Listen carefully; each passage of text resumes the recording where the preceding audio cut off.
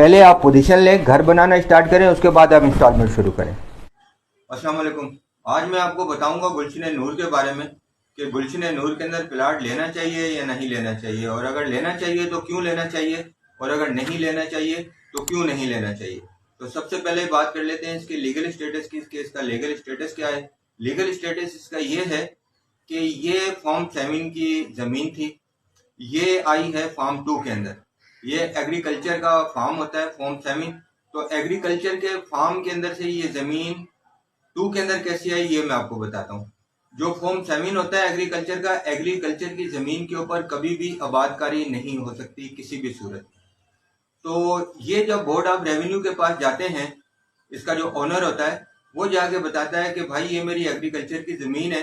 कुछ जमीनें होती हैं जो बारानी होती हैं, यानी कि जब बारिश होती है तो वो एग्रीकल्चर के काम आती है। कुछ नहरी जमीनें होती हैं जो कि नहर का पानी उनको मिलता है, तो वहां पर जो है वो एग्रीकल्चर का काम होता है।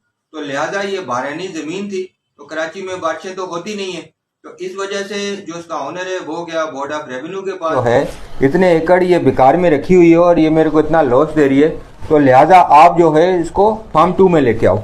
तो उन्होंने पूछा कि भाई रीज़न क्या है? उन्होंने कहा भाई बारिशें होती नहीं है और यहाँ पे तो मैं एग्रीकल्चर का काम कोई कर ही नहीं सकता। तो लिहाजा उन्होंने क्या किया कि इस ज़मीन को उठा